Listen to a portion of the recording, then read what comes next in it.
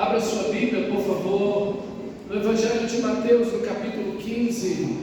Eu gostaria de fazer uma meditação especial esta noite com você.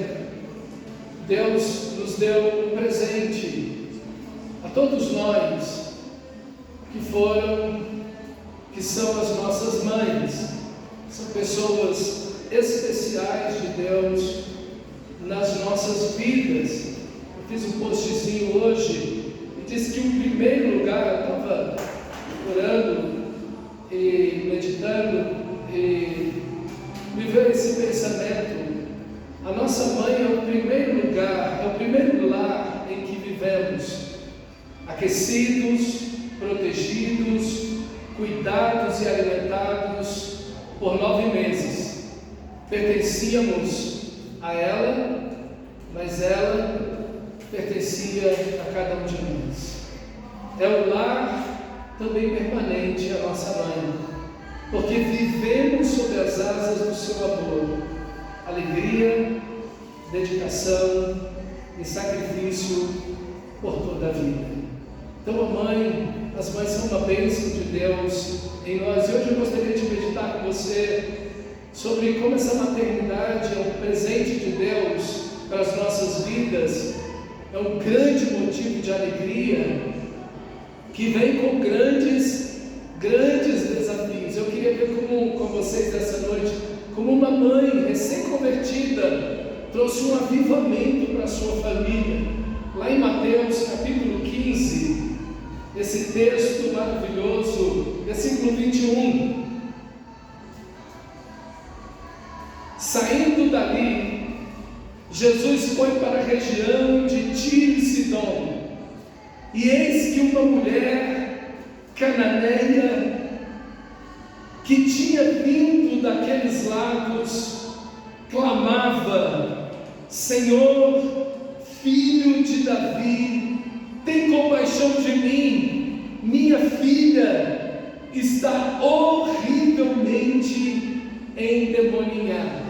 Deixa sua Bíblia aberta nesse texto tão precioso da palavra de Deus. De fato, a maternidade é essa bênção que Deus concedeu às mulheres, e quase todas as mulheres possuem e carregam em seus corações o amor e o cuidado gentil que a maternidade exige. Por isso que nós temos às vezes mães de coração, não apenas mães de ventre, mas mães de coração. Por isso que às vezes nós vemos uma irmã, uma tia que ama de uma forma tão especial uma criança. Essa bênção traz consigo não apenas alegrias, proporcionadas que a própria maternidade traz, mas também desafios e lutas que todas as mães que querem criar filhos de bem enfrentam. Agora, muito mais enfrentam lutas e desafios as mães cristãs, que não querem apenas educar filhos de bem, mas querem criar filhos para a glória de Deus. Aí o desafio é muito maior. Se a maternidade é um desafio hoje, nos nossos dias, para a mãe cristã é um desafio ainda muito maior. E ver o exemplo dessa mãe recém-convertida aqui é realmente muito inspirador para todas as mães, as de coração e as de ventre, mas também para todo cristão. Todo cristão. Ela trouxe um avivamento para dentro da sua família, e é o que Deus deseja fazer em cada um de nós. E a primeira questão do nosso texto, a beleza do nosso texto, é que essa mãe encontra o Senhor Jesus.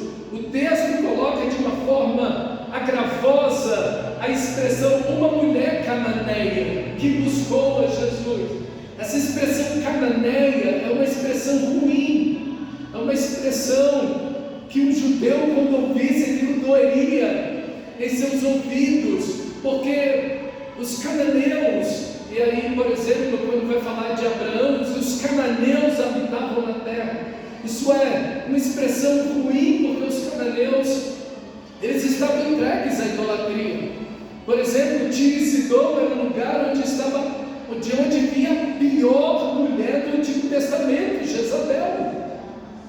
dessa localidade, e essa mulher é exatamente da mesma localidade de onde vinha Jezabel. E nesse lugar, os cananeus, eles eram envolvidos na idolatria.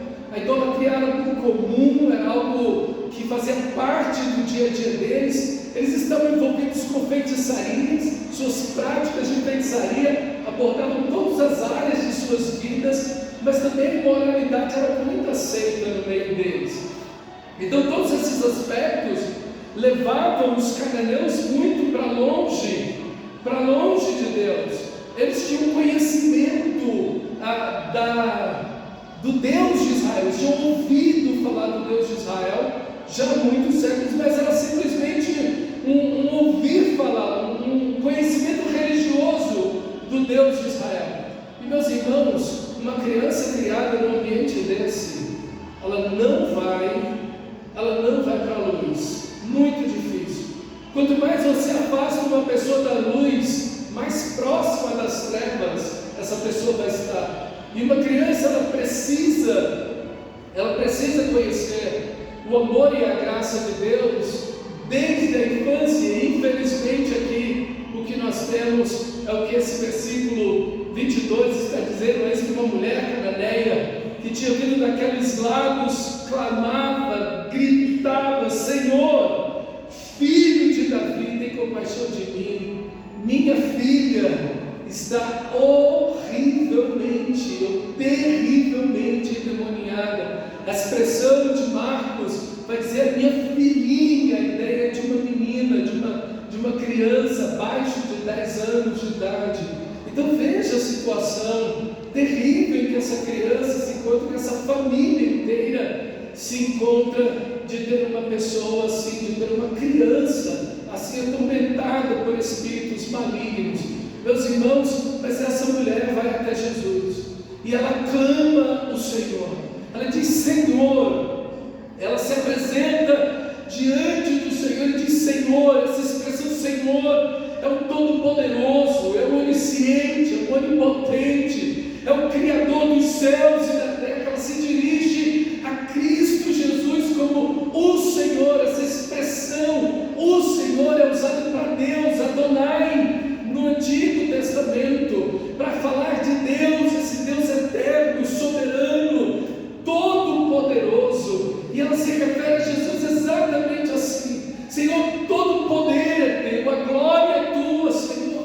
Não há nenhum limite para ti, tu és o Senhor, é Senhor dos céus e da terra. O Senhor é dono e Senhor de tudo, tudo está sob o teu poder e o teu controle, tudo está debaixo do teu senhorio e da tua autoridade. Veja essa mulher, ela entende, ela sabe que Jesus é o Senhor, ela entende que Jesus é o Cristo, o Filho do Deus vivo. Ela sabe que Ele é um descendente de Davi, ela sabe que Ele é o Messias. Por isso ela diz: Senhor, Filho de Davi, tem compaixão de mim. Essa expressão Filho de Davi é o Messias prometido. Ele é o Rei, Ele é o Messias, Ele é o Cordeiro de Deus que tira o pecado do mundo. Então, esta mulher, ela encontra Cristo Jesus. Irmãos, eu quero dizer que uma mãe cristã, é incomparável o valor que ela tem. A mulher que criou o Dia das Mães chamava-se Ana. Ela criou e anos depois ela se arrependeu de ter criado o Dia das Mães. Ela criou o Dia das Mães por causa da própria mãe dela, que via o valor das mães na sociedade e teve esse desejo: poxa, eu deveria ter um dia especial, que deve ser um dia de piedade, um dia consagrado a Deus, um dia sagrado para agradecer a Deus pela vida das mães. E ela lutou até que conseguiu fazer com que esse dia nos Estados Unidos então se estabelecesse. Mas anos depois ela falou: não era nada disso, esse comércio, essa coisa toda, eu quero acabar com esse negócio do Dia das Mães, porque virou simplesmente uma data comercial. Olha, pouco tempo depois que foi criado, hoje é o segundo dia de maior venda no Brasil, e praticamente em qualquer lugar do mundo você colocar uma coisa assim, um dia assim para as mães, vai ser isso. Meus irmãos, muito mais valor tem as mães cristãs. Essa mulher encontra o Senhor, e quando ela encontra o Senhor, sua vida muda, sua família muda, sua filha é restaurada. Bendito seja o Senhor.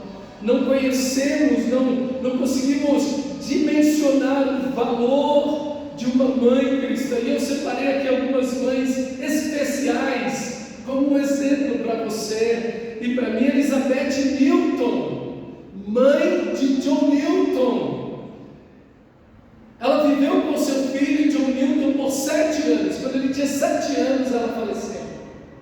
Pensa numa mulher, uma cristã fervorosa. Ela era uma puritana, essa mulher. Ela era uma puritana, fervorosa em oração, convicta nas Escrituras. E ela investiu os 7 anos de vida que tinha no ensinamento das Escrituras, em oração fervorosa pelo seu filho. Quando o menino começou a crescer, ela viu que ele tinha uma inteligência especial e começou a orar a Deus: Deus, faz do meu filho um pastor, Deus, faz do meu filho um ministro do Evangelho. E ela começou a orar por isso, e tinha como desejo colocar o seu filho John Newton na Universidade de St. Andrews, na Escócia, para estudar, para ser educado, para ser pastor. Quando ele tinha 7 anos, ela faleceu, e esse rapaz se tornou um capitão de navio que traficava escravos negros da África para a Europa. Veja a direção que esse rapaz tomou, totalmente contrária. Deus estava orando, a irmã dele estava orando para ele salvar vidas, para ser uma bênção na vida das pessoas, e ele agora está traficando pessoas. Mas as orações daquela mãe e os ensinamentos daquela mãe não foram em vão.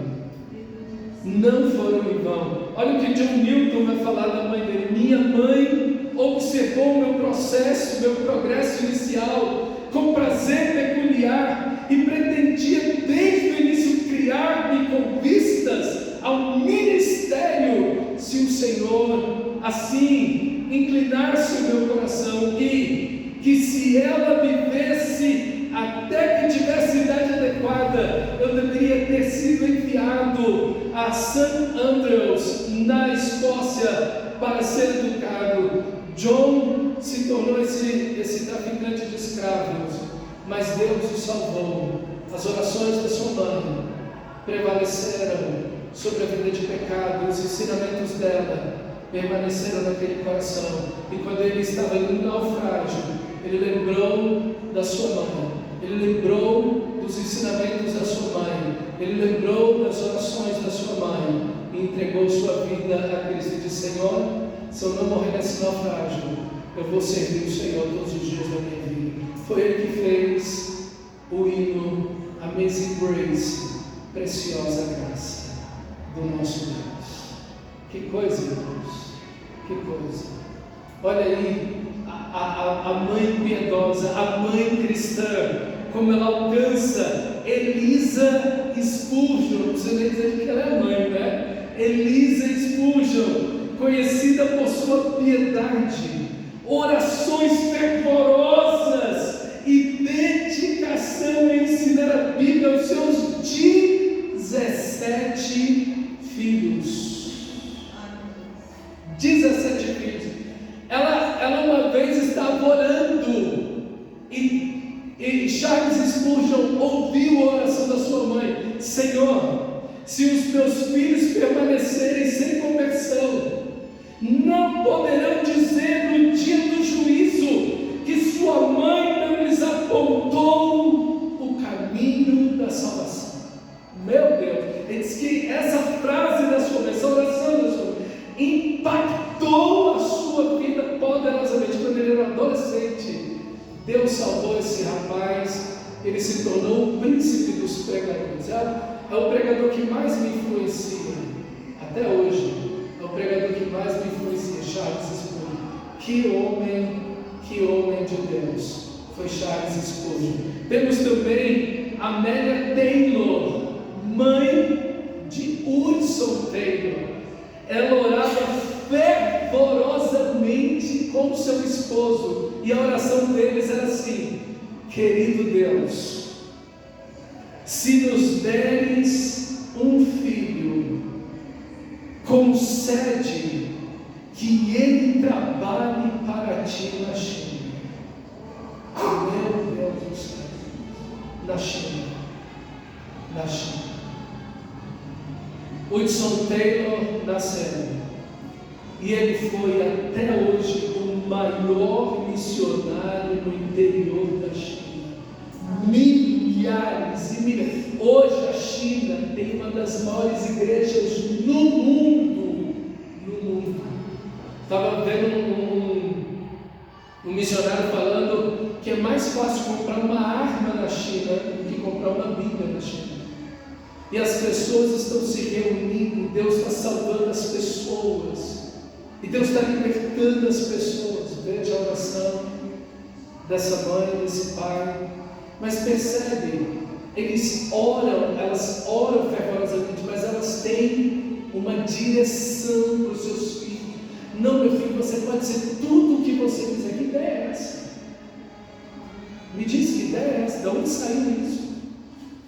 E quantas mães cristãs estão vivendo nessa ideia de pais cristãos? Não, meu filho, você pode ser tudo que você quiser, você pode ser. Não, irmão. Dê um caminho para o seu filho, minha irmã. O coração do seu filho está nas suas mãos. Dê um caminho a ele. Influencie seu filho. Leve seu filho aos pés da cruz. E todas essas mães estavam, todas elas, cada uma delas, tinham um peso profundo em sua alma, a salvação dos seus filhos, a salvação, todas elas. O maior peso era esse: Deus salva o meu filho, Deus salva o meu filho. Esse era o peso do coração dessas mães. Parece que isso se perdeu da grande maioria das mães cristãs. Oh, minhas irmãs, não percam isso em nome de Jesus. Que Deus coloque no coração de vocês esse peso extraordinário pelos seus filhos, pelas crianças da sua família. Que vocês possam orar e clamar a Deus, dizendo: Deus, salva.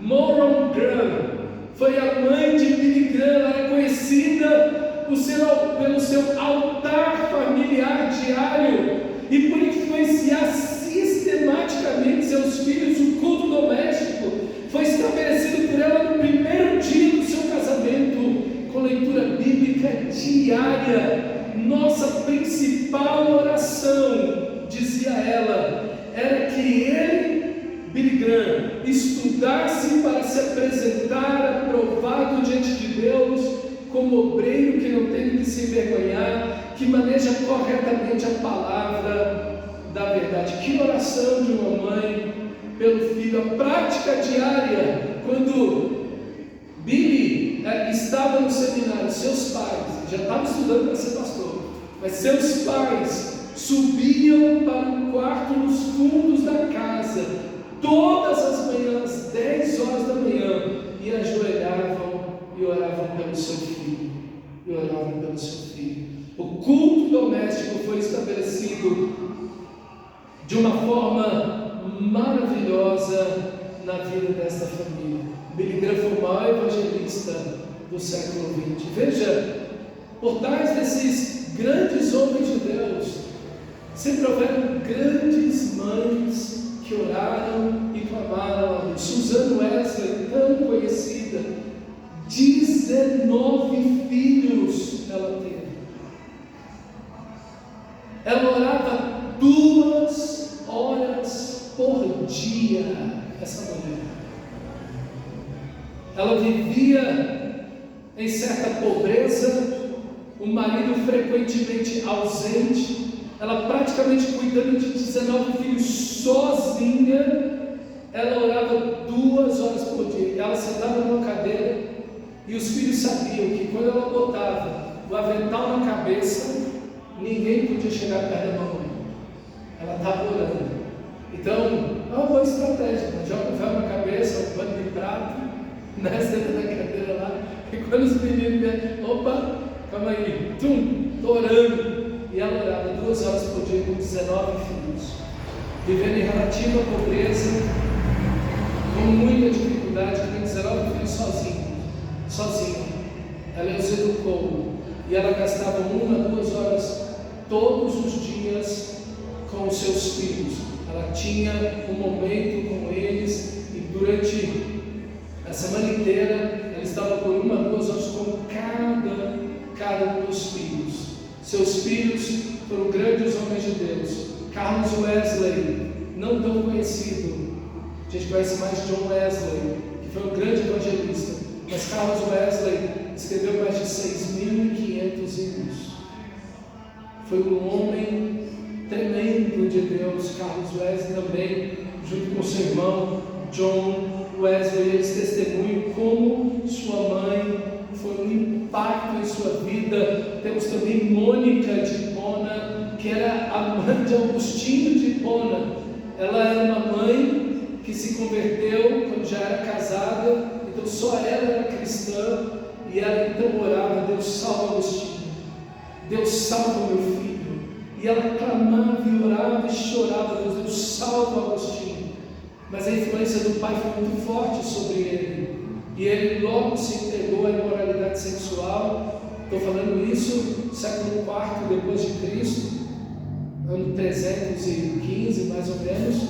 E esse homem se entregou à imoralidade, se entregou a vícios, também se envolveu com seitas, aquela coisa toda, mas as orações da mãe dele prevaleceram, e ele se tornou um cristão, um teólogo maravilhoso, e trouxe de volta e reacendeu a teologia do Novo Testamento, que já estava praticamente perdida. Mas veja, por trás de cada um desses homens tem uma mãe piedosa. Elas estão orando muito, marcas são muito nítidas nessas mães.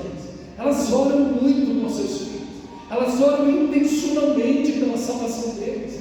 Elas estão preocupadas pelo novo nascimento, elas querem ver seus filhos salvos, então elas oram por eles. Elas têm um caminho, um destino para os seus filhos, que eles sirvam a Deus de uma forma muito poderosa e especial. E elas estão disciplinando, elas estão orientando, elas estão ensinando as Escrituras. Essas 3 marcas são muito nítidas na vida dessas mães. E as mães precisam resgatar disso, porque os filhos precisam disso. Mas tudo começa, irmã, como essa mulher do nosso texto. Ela encontrou a Deus. Veja, não é o Deus dos filhos, é o Deus da mãe. São mulheres que estão cheias de Deus e entregaram aos seus filhos o Deus que elas já serviam, o Deus a que elas já amavam, o Deus de que elas já eram. Então elas entregaram seus filhos a Ele. Como essa intencionalidade, essa vida em Deus, como nós vemos em Lloyd e Eunice, essa mesma fé verdadeira que habita em ti, Timóteo, que primeiro esteve na tua avó, Lloyd, e também na tua mãe Eunice, e que desde a infância, desde que você é um recém-nascido, essa palavra infância é do grego, desde que você é um recém-nascido, você conhece as sagradas letras, que podem te tornar sábio para a vida eterna, para a salvação. A intenção dessas mulheres, o objetivo, a intencionalidade delas, de levar a criança a Cristo Jesus. Minhas irmãs, meus irmãos, é a oportunidade de ouro que você tem. É a oportunidade de ouro. Agarre isso com todo o seu coração. Você que é vó, você que é mãe de coração, você que é tia, você que tem uma criança perto de você, que você seja mãe espiritual dessa criança, que você abrace essa criança para a glória de Deus, em oração, que ela veja em você um fervor espiritual. Todos esses filhos olham para trás e dizem: minha mãe é uma mãe de Deus, era uma mulher de oração, era uma mulher cheia do Espírito, era uma mulher que amava o Senhor, cheia da palavra de Deus. Minhas irmãs, meus irmãos, que possamos fazer isso. Que exemplo, queridos, que salva a vida de famílias inteiras. impactam a sociedade de uma maneira tremenda, de uma maneira muito, muito especial. E essa mãe, no nosso texto, é uma mãe de grande fé. Olha como é que o nosso texto termina. Versículo 28. Vá lá para o versículo 28, no final do nosso texto. E agora eu vou desse versículo 28 para cima, ok? Eu vou pegar de trás para frente o texto agora. Versículo 28. Então Jesus exclamou: mulher, grande é a tua fé, que seja feito como você quer. E desde aquele momento a filha dela ficou curada. A filha dela ficou curada. Ela trouxe um avivamento para dentro de casa, a vida de Cristo, a vida de Deus, a salvação de Deus entrou naquela família de uma vez para sempre, de uma vez para sempre, porque ela teve uma grande fé, e essa grande fé dessa mãe nasce e floresce da pessoa de Cristo. Geralmente as pessoas gostam de colocar tipo uma mágica, uma mística em volta das mães, mas são só pessoas a quem Deus colocou uma centelha do seu amor em seus corações, para cuidar dos seus filhos e amá-los. Por isso que o amor de Deus também é comparado tanto na Bíblia com o amor de mãe. Mas a fé verdadeira, queridos, não está na mãe, mas está em Deus. A verdadeira fé, ela está na pessoa de Cristo, ela está na pessoa de Deus, não está em nós. A grande fé, a verdadeira fé, a fé cristã não está em nós, não somos nós. Veja essas mulheres da Bíblia, veja essas mulheres que acabei de citar, todas essas mulheres têm uma fé em Deus. Deus é a fonte da fé delas, como ela disse: Senhor, filho de Davi, é dele, é na pessoa dele, é em quem Cristo é daí que nasce a sua fé, não está nela, o poder não está nela, pelo contrário. Veja, essa mulher está em grande miséria. Se uma mulher sofre, irmã, ela sofre muito mais quando ela se torna mãe, porque ela diz: não, Senhor, socorre a minha filha. Não, ela diz: Senhor, socorre-me. O estado da minha filha é pior em mim do que nela mesma.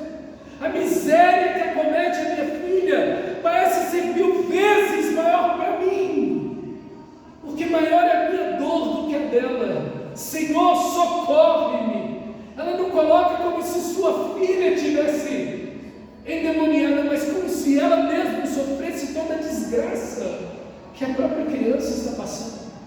Meus amados irmãos, é isso que move uma fé, é esse coração que se aproxima de Cristo, que vai a Cristo, que reconhece a Cristo, que olha para Cristo, que coloca em Cristo e apenas em Cristo a sua oração, que reconhece a majestade, a glória, o poder de Cristo. Essa é a verdadeira fé. Ela não está botando a fé nela mesma. Eu tenho uma grande fé, eu sou uma pessoa poderosa.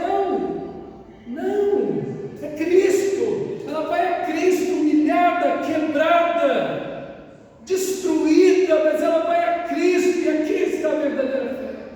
Aqui está a verdadeira fé. E o coração de uma mãe, quantas vezes é quebrado, é moído, é afligido, é entristecido. E essa grande fé, minha amada irmã, que deve estar em seu coração, ela deve estar aí, não por você, não por quem você é, mas apesar de quem somos, porque ela deve estar fundamentada, alicerçada, alimentada, ela deve nascer da pessoa maravilhosa de Cristo Jesus, o nosso Senhor.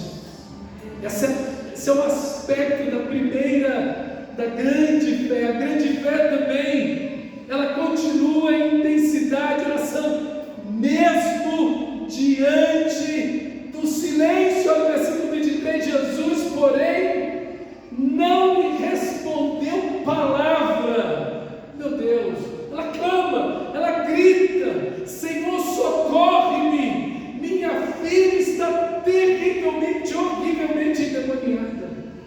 Meus irmãos, uma doença é uma coisa terrível. Ela aflige o corpo, ela aflige a alma, ela debilita. Mas está nas garras do diabo, da forma como essa criança está, é uma coisa muito mais severa. Meus irmãos, devia ser de destruir a alma olhar para aquela menina daquele jeito. Provavelmente a violência em que ela se encontrava. Não sabemos exatamente o que ela fazia, o que acontecia. Vimos um pai na Bíblia trazendo seu filho diante de Jesus, possesso. Ele dizia: ora joga ele no fogo, ora joga ele na água. Imagine uma situação assim. Meus irmãos, e eu quero dizer uma coisa para vocês. Hoje é um desafio tão grande sendo pai e mamãe hoje. Porque nós temos tantos perigos, eles estão dentro de casa. Ninguém precisa sair de casa hoje para encontrar as piores coisas que o mundo tem para oferecer. Os nossos filhos não estão protegidos dentro de casa. É um engano. Eles não estão protegidos dentro de casa, porque eles têm o mundo inteiro no celular, nas telas. Enquanto os pais estão deixando isso, as crianças entregues a isso. Meus irmãos, nós precisamos esconder os nossos filhos em Deus.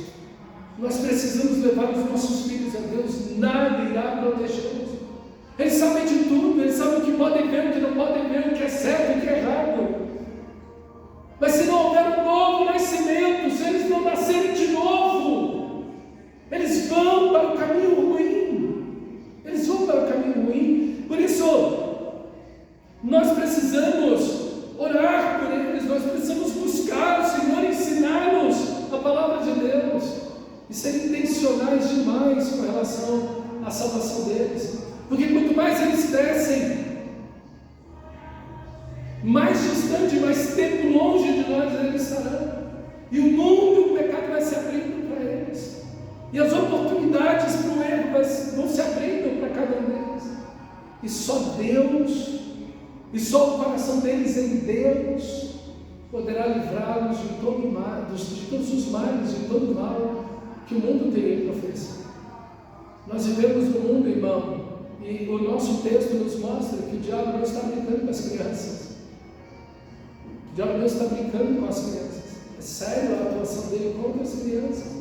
E a gente precisa orar e influenciar os nossos filhos, e as mães têm um papel de Deus na vida dos seus filhos, têm um papel extraordinário na vida dos seus filhos. Mas a verdadeira fé, a grande fé, ela persiste mesmo quando ela não está vendo nenhum tipo de resposta. Não há nenhuma resposta, um silêncio total. E esse silêncio é perturbador, esse silêncio angustia a alma, esse silêncio entristece, esse silêncio aumenta o clamor, o grito, o desespero dessa mulher. Porque não há uma resposta, e ela precisa de uma resposta, então ela continua seguindo, ela continua gritando, e quanto mais Jesus não responde, mais ela grita, e mais ela segue, e por mais de perto ela está, a ponto de os discípulos dizerem: Senhor, no versículo 23 ainda, manda ela embora, porque ela está gritando aqui atrás da gente. Mas a grande fé, ela persiste diante dos obstáculos. Tudo diz para você desistir, tudo diz para você parar de orar. Não, isso não está dando certo, tem coisa mais importante para você fazer do que orar. Orar é muito pouco, há tanta barreira, tanta luta, você tem tantos afazeres durante o dia, você tem tantas responsabilidades. Para que você vai ficar gastando tempo orando? Porque você vai passar 2 horas orando? Por que você vai fazer isso? Há tanto serviço, há tanto trabalho a fazer. Quero dizer para você que nada é mais poderoso do que as suas orações. O serviço mais poderoso, a obra mais grandiosa que podemos fazer é orar. Orar é o que há de mais glorioso, de mais poderoso que você pode fazer. É orar. Não porque você está emitindo pensamentos positivos ou palavras mágicas, nada disso, mas porque você está falando com Deus Todo-Poderoso. É isso. Aí está o poder da oração. Aí está o poder da oração. A quarta característica de uma grande fé é que ela reconhece que também está perdida. Jesus responde a essa mulher. Versículo 24. Mas Jesus olhou para ela e respondeu: não fui enviado senão as ovelhas perdidas da casa de Israel. Então, versículo 25, ela porém veio, ajoelhou ou adorou, que é a mesma coisa, dizendo: Senhor, ajuda-me, socorre-me, socorre-me, Senhor. Ela também está dizendo: Senhor, eu estou perdida. Se as ovelhas de Israel estão perdidas, eu estou ainda mais. Eu também estou perdida. Senhor, a minha família está nesta condição, porque eu estou perdida. Eu estou perdida. A minha vida é uma vida de idolatria, é uma vida de feitiçaria, é uma vida que concorda com a imoralidade. A imoralidade onde eu vivo é natural, faz parte da cultura, é querer ser feliz, é isso mesmo, não tem nenhum problema, nós somos modernos, a cultura já está assim, esse negócio de virgindade, isso já não existe mais, isso tudo é balela, não tem nada disso, a gente não tem problema nenhum com o uso do corpo, e não tem problema nenhum, nada disso. E Jesus disse: eu vim para as ovelhas perdidas. Ela disse: aqui tem uma ovelha perdida, aqui tem uma ovelha perdida. É interessante que esses homens de Deus, eles beberam da alma de uma mulher de Deus. Irmãos, e de fato, se tem algo poderoso que as mães fazem, é quando elas convertem seus corações a Deus. Quando elas convertem seus corações a Deus, isso tem um poder na vida dos seus próprios filhos. Veja a mãe de Samuel, Ana, quando ela disse: Senhor, se o Senhor me der um filho, varão, eu vou entregar ele para o Senhor e ele vai te servir na vida dele. Ele foi fazer o quê? A vida dele. Quando ela direcionou o coração dela para Deus, na amargura da sua alma, seu filho foi transformado. Senhor, diziam os técnicos, nos dê um filho, para que ele te sirva como missionário na China.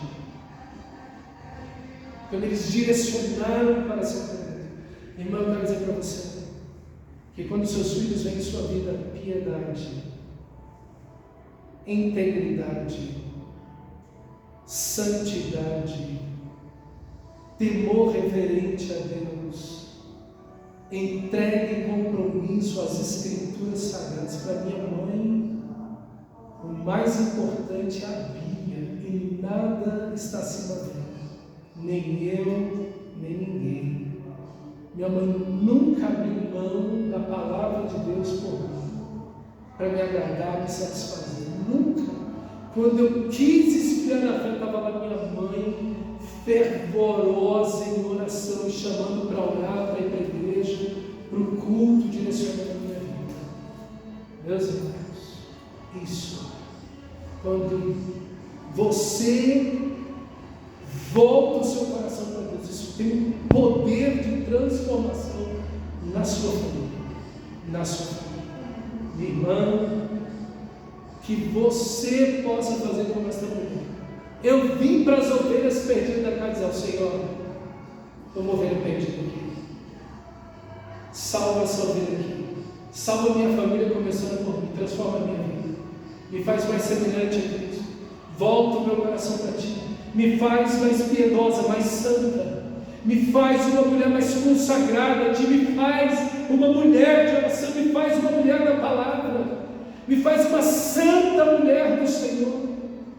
E os meus filhos vão ver isso e vão temer o Senhor. Oh, meus irmãos, façam isso. E eu quero dizer para você que filho não tem idade. Filho não tem idade. E a sua influência sobre eles não tem idade, glória a Deus por isso. Não tem idade.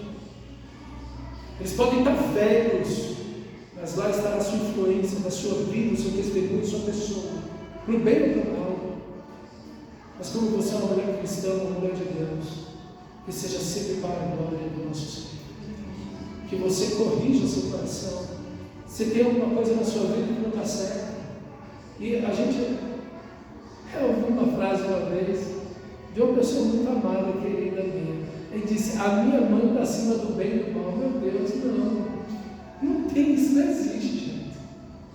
A mãe é um ser humano. A mãe é um ser humano, pecou e peca. Gente, isso não faz sentido. A gente não pode criar esse tipo de fantasia. A Bíblia não cria isso. A Bíblia mostra os acertos das mães. A Bíblia mostra o pecado das mães. A Bíblia mostra tudo. As aflições que elas passaram, a angústia do coração, o sofrimento que elas viveram. A Bíblia mostra tudo. Não existe essa imagem angelical das mães na Bíblia, não. Isso é uma coisa da cultura. A Bíblia mostra que uma mãe aflita, que está vendo sua filha está assim, pela vida entregue à idolatria que ela está vivendo. Ela vive na idolatria, ela vive na feitiçaria. Agora ela está vendo o resultado disso na vida dela, na família dela, e ela corre para os pés de Cristo. E Deus salva a vida daquela mulher, e Deus liberta a sua filha. Glória a Deus por isso. E é isso, irmão, é isso que precisamos. Esse quebrantamento, esse arrependimento. Eu vim para as ovelhas perdidas da casa de Senhor, eu tenho uma ovelha perdida aqui também. Salva a minha vida, corrige meu coração, volta o meu coração para Ti. Eu não quero ver a imoralidade como algo normal, natural. Eu não quero ver o pecado, os meus filhos desviados, os meus filhos sem Deus, os meus filhos longe de Ti. Eu não quero tratar isso de uma forma natural. Eu não quero ver a minha família do jeito que está e aceitar isso, Senhor. Eu não posso aceitar isso. Corrige, cura, liberta, transforma a minha família. E então o Senhor Jesus chama essa mulher no versículo 26. Não é correto, respondeu Jesus, pegar o pão dos filhos e lançá-los aos cachorrinhos. A mulher disse: é verdade, Senhor, pois os cachorrinhos comem das migalhas que caem na mesa dos seus donos. A verdadeira fé, a grande fé, reconhece e se humilha diante da graça de Deus e da sua própria indignidade. Essa mulher, e Jesus foi muito realista com ela, muito realista, mostrando o seu pecado, confrontando sua condição, e ela se humilha, e ela diz a verdade assim. E a grande fé concorda. A grande fé não discute com Deus. A grande fé não recua diante do confronto. A sua vida é uma vida dessa forma. Era a maneira como os judeus tratavam os gentios, como cachorros, como cães. E porque eles viviam essa vida de imoralidade, de impureza, de feitiçaria, de idolatria. Então eles eram essa expressão que eles usavam para eles. E esse foi um confronto que o Senhor Jesus trouxe. E ela disse: é verdade, Senhor. É verdade, Senhor. Quantas vezes falta isso em nós? Esse é verdade, Senhor. É verdade. Diante da tua palavra, confrontou a sua vida, mãezinha. É verdade, Senhor. Eu preciso de quebrantamento, eu preciso de arrependimento. Meu coração precisa se voltar para Ti. O pai precisa disso, a mãe precisa disso, os filhos precisam disso. Irmãos, não há avivamento sem quebrantamento. Não há avivamento para dentro de um lar. Como queremos filhos quebrantados se temos um coração duro? Como queremos filhos arrependidos se nós não chegamos diante de Deus para Ele, para assumir a verdade? É verdade. Se tem uma atitude errada aqui minha, tem sido essa. É verdade, Senhor. Tem compaixão de mim. Perdoa, Senhor, o meu pecado. Muda o meu coração, a minha vida. Meus irmãos, minhas irmãs, os nossos filhos são impactados pelas nossas vidas, muito mais do que pelo que falamos, pelo que somos, o nosso caráter, a nossa conduta. Que você e eu sejamos fervorosos, piedosos, apaixonados por Cristo. Os nossos filhos olham para nós e dizem: meu pai, a minha mãe amam ao Senhor. todo o coração. São pessoas piedosas, quebrantadas, fervorosas, cheias do Espírito de Deus, que estão preocupados, que disseram para mim que eu estou perdido. A oração da minha mãe mostra para mim que eu estou perdido. Ela está orando para eu ser salvo. Ela não está dizendo: meu filho é maravilhoso, olha, meu filho é lindo, olha, meu filho já é um anjo. Não, é um príncipe e uma princesa. Não. Senhor, salva o John. Senhor, salva o Agostinho. Deus, salva o meu filho. Mães que abriram os olhos espirituais dos seus filhos para mostrar para eles que eles estão perdidos e só tem um Salvador.